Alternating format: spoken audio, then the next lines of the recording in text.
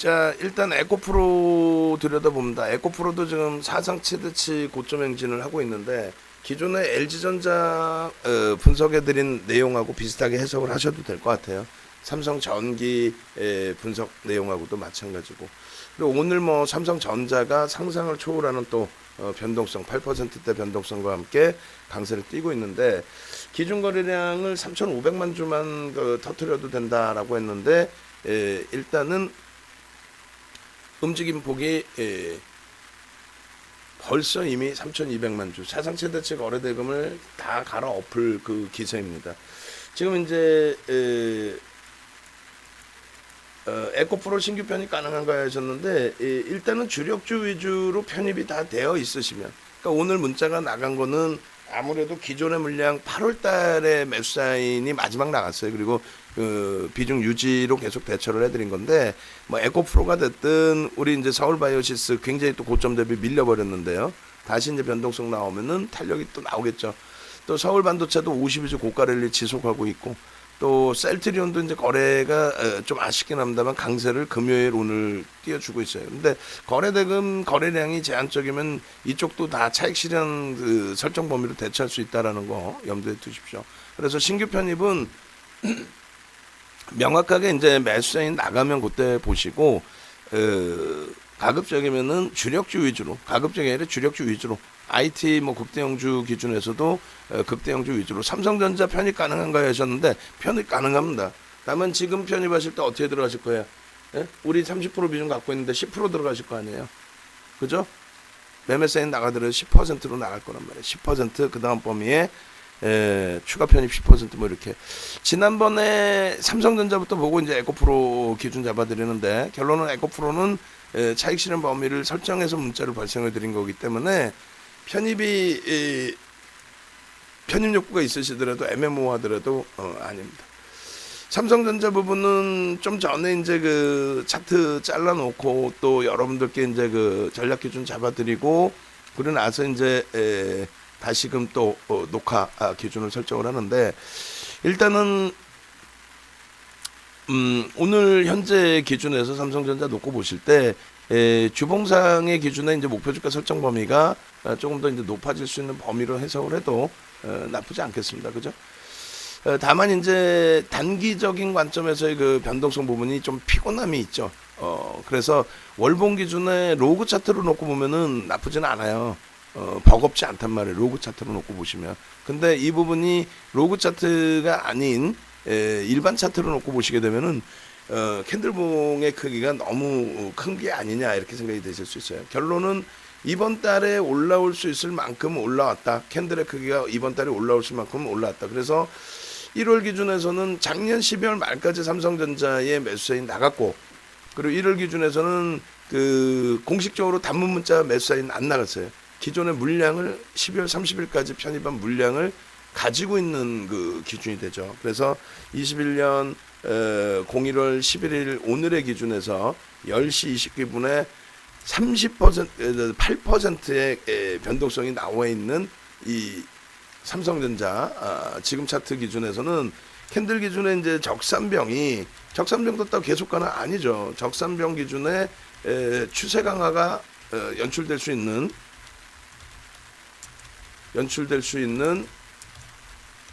패턴이 뜬 거예요. 무슨 얘기냐면 추세 강화가 아닌 그 눌림폭이 나오기 위해서는 여기서 어떻게 돼야 되냐면요. 캔들 크기가 작아져야 돼. 점진적으로 작아지던가 중간께 작아지고 이것도 또 작아지던가 뭐 이렇게 돼야 되는데 캔들 크기가 확대됐다. 물론 이 부분이 연말까지 잘 지켜지느냐 아니면 연말이 아니라 월말까지 10만 원 선까지 올라가느냐 더 치고 가느냐 캔들 크기가 더 커지냐 이게 더 중요하겠죠.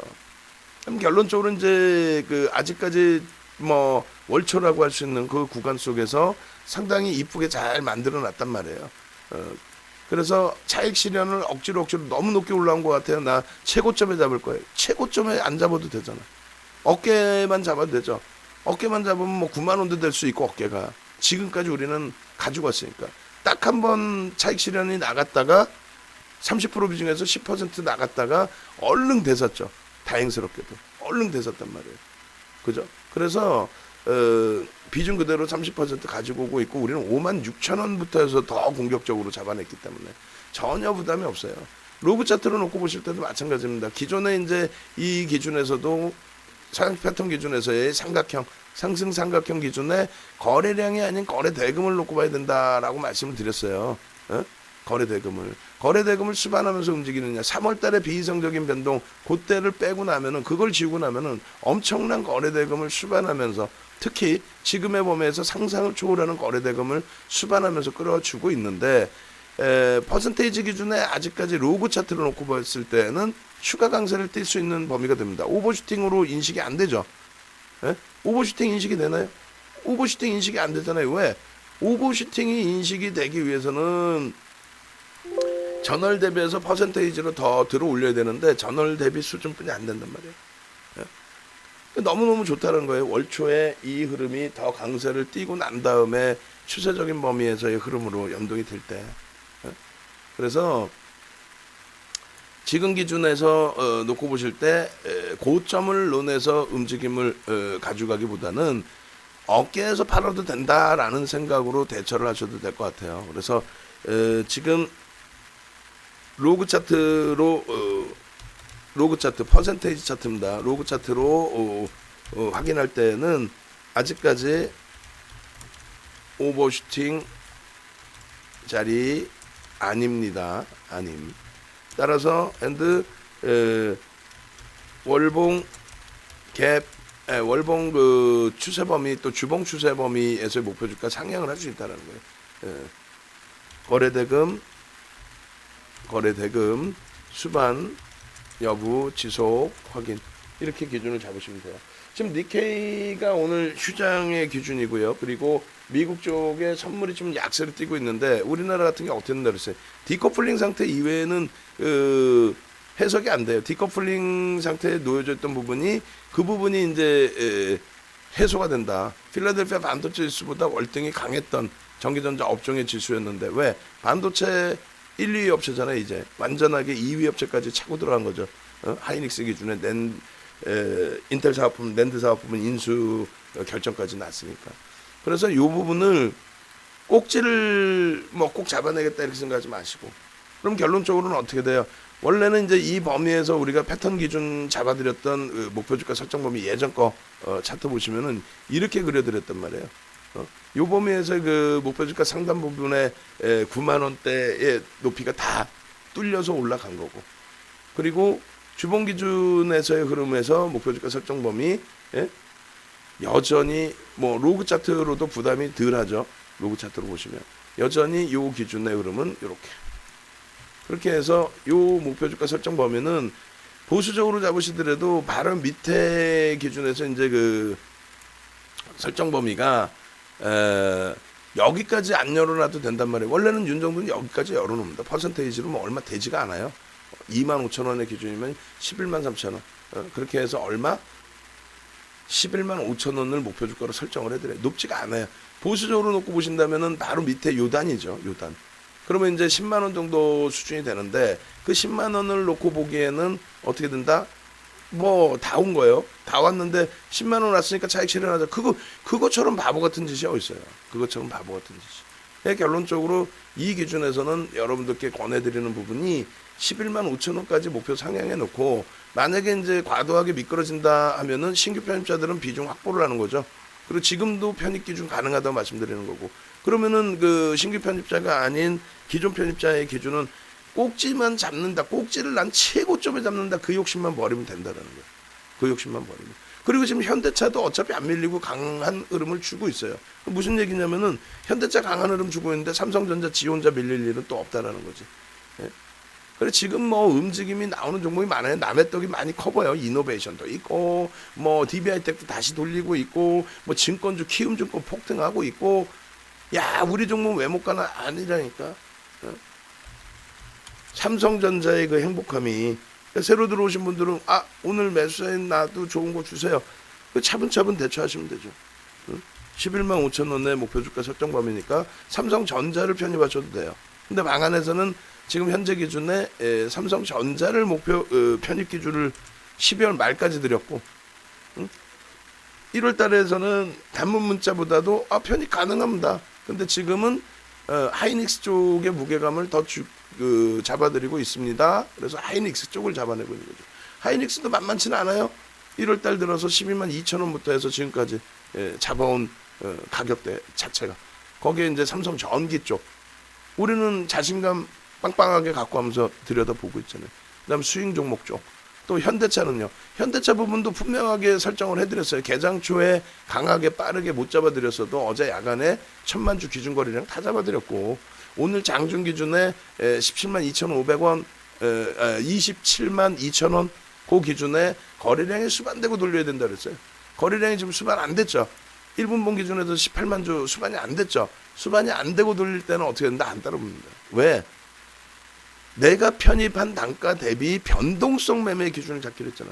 변동성 매매 기준을 잡기로 했잖아. 변동성 매매 기준을 잡기로 했으면 그 변동성에 맞는 기준으로 봐야죠. 변동성에 맞는. 내가 편입하고 5% 갖고는 안 될 거 아니에요. 3% 순절 잡고 지금부터 분할 매수하면 된다고? 그거는 변동성 좀 축소되고 나면, 둔화되고 나면, 예를 들어서 LG전자가 가격 조정을 받으려는 게 아니라 변동성이 둔화되고 횡보 라인 나오고 여기서부터 좀 편입을 기준 잡을까? 그 근거는 뭔데? 지금 뭐 수급이 괜찮아. 뭐 여러 가지. 그 기준이 아니고서는 현대차도 지금 기준에서는 따라붙는 거는 버겁습니다. 변동성 매매 기준에서는 거래량 터지고 움직이는 걸 보시고.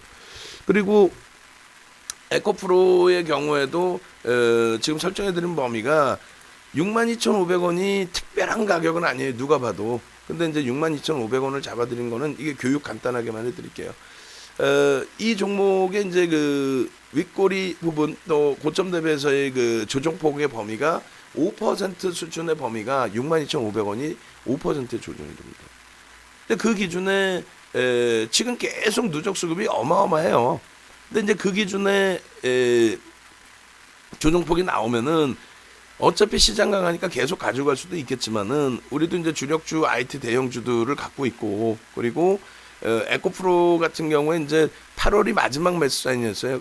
그리고 지금 이제 사상 최대치 신고가가 지속되고 있고 그리고 원래는 목표 주가 설정하려면 뭐 충분히 목표 주가 더 위쪽으로도 설정할 수 있다라는 거죠. 예? 뭐 요전학으로 놓고 보더라도 7만 원을 설정할 수도 있고요. 그죠? 그리고 주봉상으로도 마찬가지로 갭에 대한 목표 주가 7만 원 선 범위를 설정을 해드렸고 뭐 7만 원, 7만 5천 원 다 상관없습니다. 근데 다만 이제 그 현금 비중을 좀 확보해 놓자. 지수에 대한 피곤함을 일부 갖고 가고 있으니 현금 비중을 일부 확보해 놓자. 그래 봐야 IT 주들 비중은 여전히 70% 극대형주에서 갖고 있으니까. 그리고 그쪽이 밀리면은 분할 매수 관점에서 신규 편입자도 매수 기준을 잡을 수 있는데 에코프로나 이제 뭐 서울 반도체 이런 쪽의 변동성이 좀 확대가 될 수 있죠. 가볍기 때문에. 그래서 일단은 뭐 양봉인데 차익 실현하실 필요는 없고요. 마지노선 5%. 그게 매직 계산기 기준이라고 그랬어요. 매직 계산기에서 에코프로의 기준에 이런 식으로 오늘 고점 대비 5%까지 밀리면 그걸 마지노선으로 인정을 하자. 그리고 이제 에코프로를 지속적으로 볼 이유는 이거예요. 에코프로의 작년부터 해서의 그 개인들 누적 수급 보시면 어마어마합니다. 개인들 누적 수급 보시면 어마어마하죠.